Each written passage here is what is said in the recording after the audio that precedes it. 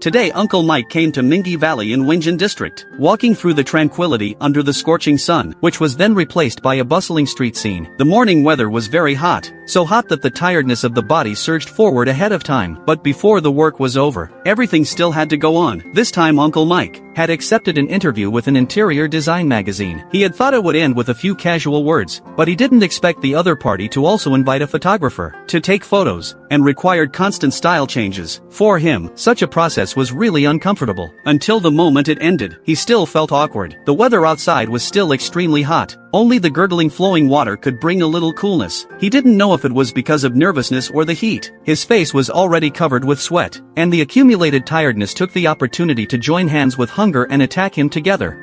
腹が減った。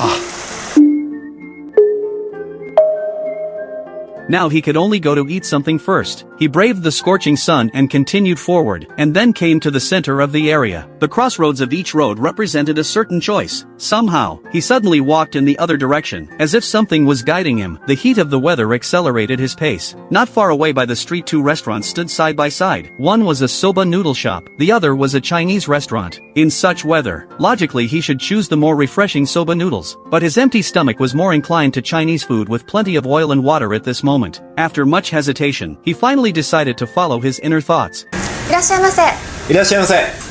As soon as he walked in, the small blackboard in front attracted him, because there was cold Dan Dan noodles on the menu, and it was even a summer limited edition. It seemed that his luck was quite good. He found a seat and sat down. Before making any other choices, he directly ordered a serving of Dan Dan noodles and a cup of oolong tea first. The order of serving dishes was arranged according to the order of placement. Uncle Mike continued to study the menu. Chinese cuisine. The appetizers were basically the familiar ones. Among the vegetable dishes there was a steamed avocado that was a bit special. Mapo tofu was naturally indispensable. There were quite a few chicken and duck dishes in the meat category. There were also many pork dishes, especially this twice-cooked pork. This was the flavor that Uncle Mike loved, because it was a delicacy that he couldn't refuse no matter what. As he continued to flip through, the things he wanted to eat gradually became clear in his mind.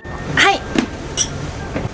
アボカドのせいろ蒸しと中華茶碗蒸し、ホイコーロー。